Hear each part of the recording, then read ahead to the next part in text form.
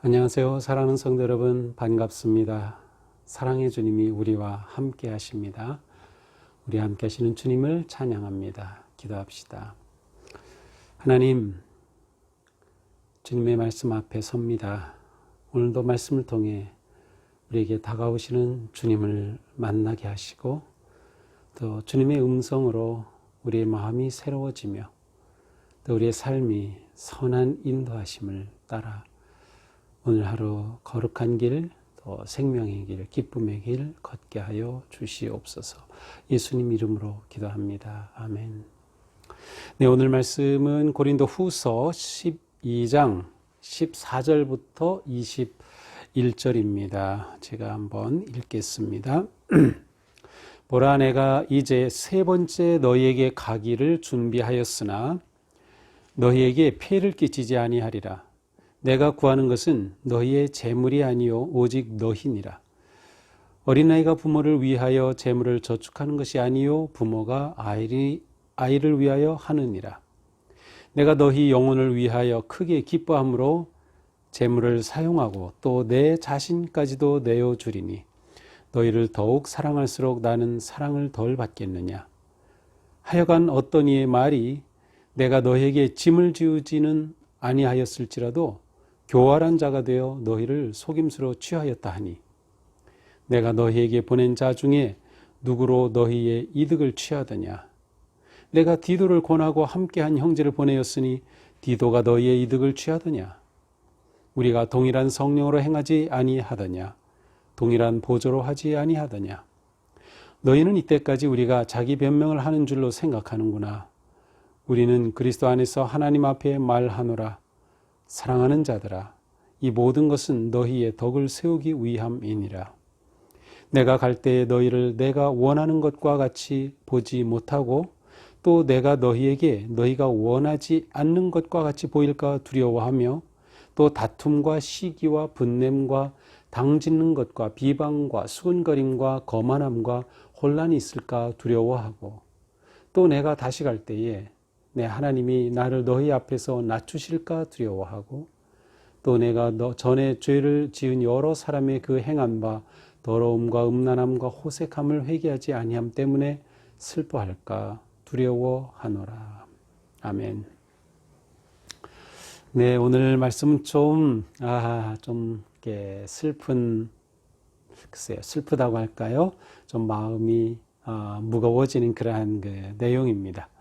자, 우리 14절 보겠습니다. 보라, 내가 이제 세 번째 너희에게 가기를 준비하였으나.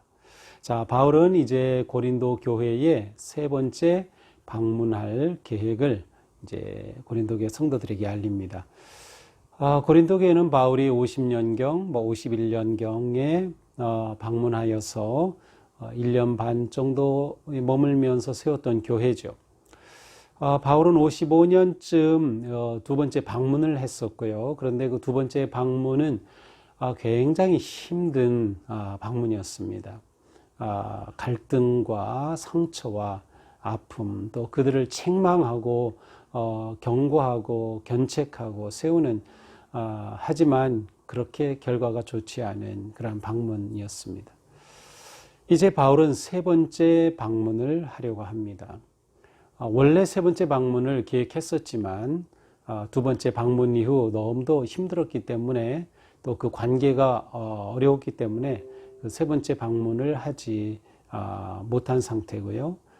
디도를 통해서 이제 편지를 통해 또 디도를 통해서 그 이후에 고린도교회 성도들이 많이 달라졌다, 변화되었다, 예전과 같지 않다는 굉장히 희망적인 소식을 듣고 이렇게 고린도후서 네 번째 편지를 보내면서 그의 세 번째 방문을 준비하고 있어요. 그래서 세 번째 너희에게 가기를 준비한다라고 말하죠. 자, 그런데 곧장 이렇게 말합니다. 너희에게 폐를 끼치지 아니하리라. 갑자기 이게 무슨 표현인가요? 너희에게 폐를 끼치지 아니하리라. 여기서 폐를 끼친다는 단어의 뜻은 경제적인 부담을 준다는 뜻입니다. 그러니까 바울이 고린도 교회에 가려고 하는데 내 방문이 여러분에게 경제적인 부담을 주려고 하는 것이 아닙니다 라고 말합니다. 내가 구하는 것은 너희의 재물이 아니요 오직 너희니라. 어린아이가 부모를 위하여 재물을 저축하는 것이 아니요 부모가 어린아이를 위하여 하느니라. 내가 여러분에게 방문하면서 가는 곳은 여러분에게서 재물을 받으려고 하는 게 아닙니다. 내가 원하는 것은 여러분 자신입니다. 여러분을 내가 원하고 여러분의 영혼을 원하고 여러분의 마음을 보기 원하는 것이지 돈 때문에 가는 게 아닙니다.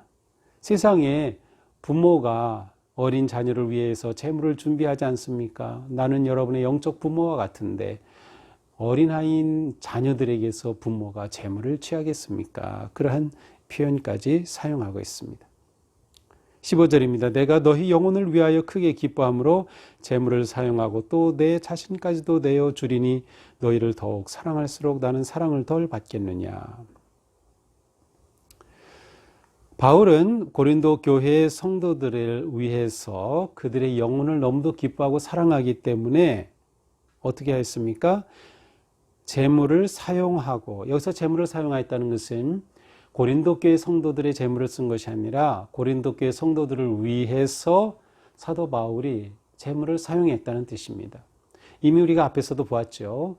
다른 교회의 후원과 또 바울은 스스로 그 천막업을 하면서 돈을 벌면서 선교 사역을 했던 자비량 선교사였기 때문에 내가 여러분을 위해서 오히려 내 돈을 재물을 사용하였습니다. 더 나아가서 나는 내 자신까지도 여러분에게 내어줄 판입니다. 이렇게 그들에게 자신의 마음을 고백합니다. 그러면서 너희를 더욱 사랑할수록 나는 사랑을 덜 받겠느냐. 내가 여러분을 이렇게 사랑하는데 여러분들이 이렇게 사랑하는 나를 덜 사랑할 것입니까? 라는 그러한 질문이죠. 16절 하여간 어떤 이의 말이 자 그런데 고린도 교회에는 계속해서 사도 바울에 대한 부정적인 말을 퍼뜨리는 사람 또 그렇게 주장하는 그러한 대적자들이 있었습니다. 뭐라고 말합니까?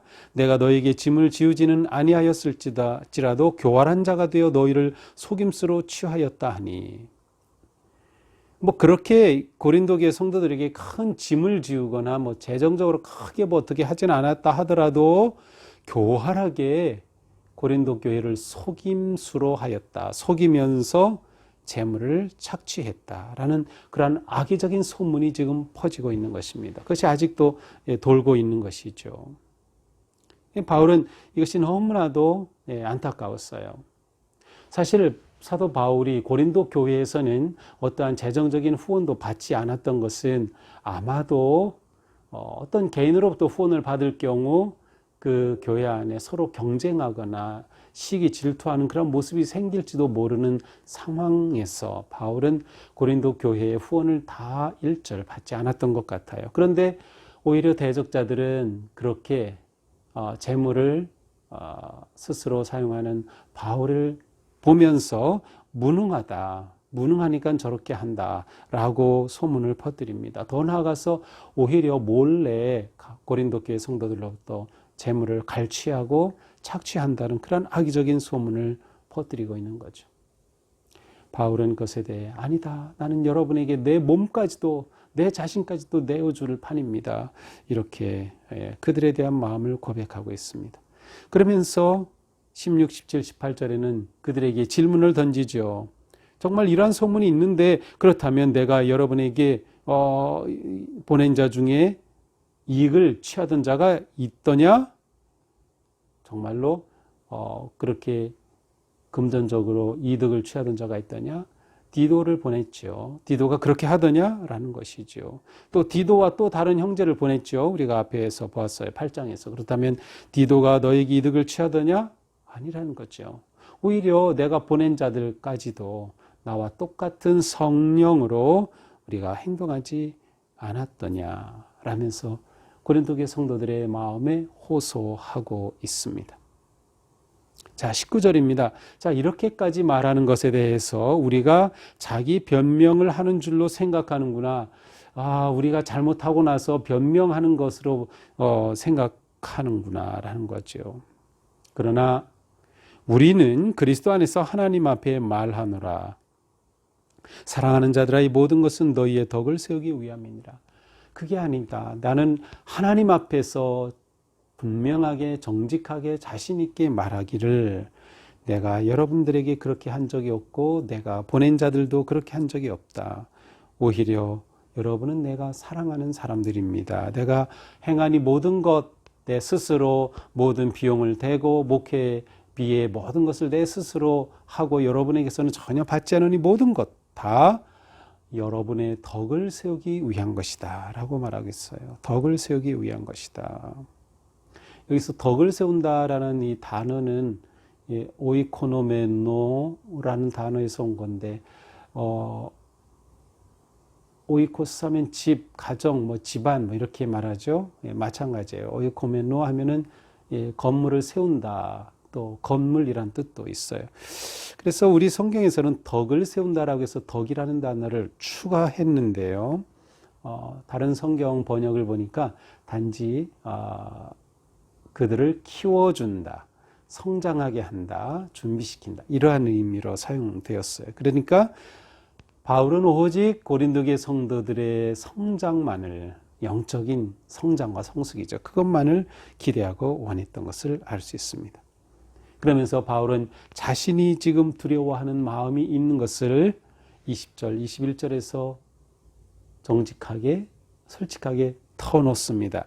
20절입니다. 내가 갈 때 무엇을 두려워합니까? 첫 번째, 내가 원하는 것과 같이 보지 못하고, 이것은 무슨 말인가 하면 바울은 고린도계 성도들로부터 뭔가 기대하는 게 있어요. 이제 세 번째 방문하면. 그런데 막상 방문하고 보니까 기대와 어긋난 모습이 될까 두렵다는 것이죠. 두 번째, 너희가 원하지 않는 것과 같이 보일까 두려워요. 두 번째로는 오히려 거꾸로 고린도계 성도들이 바울에게 무엇인가를 기대했는데 세 번째 방문을 통해 막상 만나고 보니까 그렇게 원하던 모습이 아닌 거죠. 기대했던 모습이 아닌 거예요. 또 그런 일이 있을까 두렵다는 거죠. 세 번째, 또 다툼과 시기와 분냉과 당지는 것, 비방 수근거린 거만한 혼란이 있을까 두려워하고, 세 번째 두려워하는 것은 그들 사이에 여전히 다툼, 시기, 분냄, 당지는 것, 비방, 수근거림, 거만함과 혼란이 있을까. 이것은 바울이 2차 방문 때 고린도 교회 성도들과 만나서 경험한 것들이에요. 그래서 그것이 바울에게는 여전히 떠오르는 거죠. 그래서 이런 일이 여전히 있을까 두렵다는 거죠. 네 번째, 또 내가 다시 갈 때 내 하나님이 나를 너희 앞에서 낮추실까 두렵다. 내가 여러분 앞에서 부끄러움을 당하는 일이 생길까 봐 두렵다. 다섯 번째, 마지막이죠. 내가 전에 죄를 지은 여러 사람의 행한 바 더러움, 음란, 호색함을 회개하지 아니함 때문에 슬퍼할까. 저 이전에 갔을 때 이런 많은 문제들이 있는 걸 봤는데 여전히 회개하지 않고 그것에 빠져 있는 사람들이 있어서 내가 그것을 보고 실망할까. 그것이 두렵다라고 고백하고 있습니다. 자, 이것이 오늘 본문이에요. 그러니까 이 전체적으로 보면 참 바울이 애타는 마음 가지고 고린도 교회를 세 번째 방문하려고 하는 기대감도 있지만 굉장히 두려움과 불안함, 마음에 많은 생각과 고통이 있음을 보여주고 있습니다. 자, 오늘 말씀을 보면서 우리는 무엇보다도 우리가 거룩한 교회, 거룩한 성도의 삶을 살기 위해서는 관계를 소중히 여겨야 한다는 거, 관계를 소중히 여겨야 한다. 바울은 지금 고린도교의 성도들을 보면서 그렇게 그리스도 안에서 맺어진 믿음의 관계를 너무도 소중히 여기고 있어요. 그것이 깨어질까 봐, 그것이 어긋날까 봐 지금 염려하고 있는 것이죠. 우리는 모든 관계를 소중히 여겨야 한다. 우리의 관계는 하나님의 사랑으로 또 신뢰로 맺어질 때 그 관계가 든든해집니다. 사랑과 신뢰로 맺어지는 관계. 그래서 우리가 이러한 관계를 맺어가야 됩니다. 우리 성도들 간에 그러한 관계, 또 목회자와 우리 성도 간의 관계, 또 교회라고 하는 우리 생명 공동체의 관계 속에서도 우리가 사랑과 신뢰로 이 관계를 세우고 소중히 여겨야 한다. 그러나 소문은, 특별히 나쁜 소문은 교회와 지도자에게 큰 상처를 줍니다. 나쁜 소문은 교회와 지도자에게, 물론 성도에게 큰 상처를 준다는 거죠. 바울은 여전히 고린도 교회에 돌고 있는 소문 때문에 너무나도 괴로워하고 힘들어하고 있는 것을 봅니다. 우리는 완전하지 않기 때문에 오해가 있을 수는 있어요. 그러나 오해를 소문으로 만들어서는 안 됩니다. 우리가 진정한 생명 공동체인 교회, 되기 위해서는 어떠한 소문이 있더라도 소문은 내게서 끝내야 한다. 내게 들어오기만 하면 더 이상 나가지가 않는 거죠. 내게서 소문이 끝내야 한다. 소문은 우리 모두를 상처받게 하는 그러한 아주 사랑의 관계를 깨뜨리는 사탄의 도구이기 때문입니다. 그러나 우리가 진정한 관계를 맺어가기 원한다면 사도 바울처럼 참 사랑은 어떤 상황에서도 포기하지 않습니다. 참 사랑은 어떤 상황에서도 포기하지 않아요. 바울은 이렇게 계속해서 자신이 오해를 받고 소문으로 시달리고 대적자들로 인해서 거짓 선지자들로 인해서 이단자들로 인해서 어려움 가운데 있지만 결코 고린도의 성도들을 사랑하면 포기하지 않아요. 내 몸까지 내어주겠다. 내 사랑하는 자들이라 이렇게 고백하고 있습니다. 이것이 사랑의 힘이죠. 사랑은 결코 포기하지 않습니다. 저도 마침 오늘 어떤 성도님과의 관계에 있어서 굉장히 많은 염려가 생겼어요. 이분이 이제는 나하고 관계를 끊으려고 하는 것인가? 나를 정말로 신뢰하지 않는 것인가? 아니면 더 나아가서 교회를 떠나려는 것인가? 굉장히 마음이 힘들었어요. 그런데 오늘 말씀을 이렇게 묵상하면서 그렇구나. 사랑은 끝까지 포기하지 않는 것이구나. 그래서 내가 이분에 대한 그동안 가지고 있었던 제 사랑의 마음과 신뢰를 끝까지 지켜야 되겠다. 내가 어떤 것을 당하든 내가 어떻게 받아들여지든 나는 끝까지 사랑해야 되겠다는 그러한 마음을 주님께서 주셨습니다. 참 사랑은 어떤 상황에서도 포기하지 않는다. 또한 우리는 모든 상황에서 덕을 세우는 삶을 선택해야 한다. 사도 바울이 모든 상황에도 불구하고 그들의 덕 세우기를 위해서, 그들의 성장을 위해서, 그들이 영적으로 깊어지고 성숙하기를 위해서 이 모든 것들을 다 기다리고 또 받아들이고 또 풀어가고 있음을 보여줍니다. 자, 오늘 말씀을 보면서 우리 오늘 하루 우리의 삶이 좀 좋은 소문을 내는 삶이면 좋겠어요. 나쁜 소문은 내게서 끝내버리고 좋은 소문을 내자. 그리고 우리가 사랑하는 우리 교우들, 가족들, 사랑하는 사람에 대해 우리의 마음을 다시금 새롭게 세워서 견고하게 신뢰감을 가지고 결코 포기하지 말자. 사랑은 포기하지 않는다. 우리가 이 마음을 가지고 오늘 하루 살면 오늘 하루 우리에게 복된 기쁨이 넘쳐나리라고 생각합니다. 오늘도 믿음으로 승리하는 우리 성도 여러분 되시기를 축복합니다. 기도합시다. 하나님, 오늘도 우리에게 귀한 말씀을 주셨습니다. 오늘 말씀을 저희들이 기억하면서 오늘 하루 어떤 상황에서도 사랑하기를 포기하지 않고 또 일어나는 많은 오해 속에서 생기는 소문을 내게서 끝내버리고 우리 교회가 또 우리의 믿음의 관계가 거룩하고 행복하고 아름다운 관계로 세워져 가도록 인도하여 주시옵소서. 하나님의 사랑은 변함이 없고 끝이 없으니 우리가 주님의 사랑 의지하여 거룩한 믿음의 삶 승리하게 하여 주시옵소서. 예수님 이름으로 기도합니다. 아멘. 네, 성도님들 오늘도 믿음으로 승리합시다. 사랑합니다.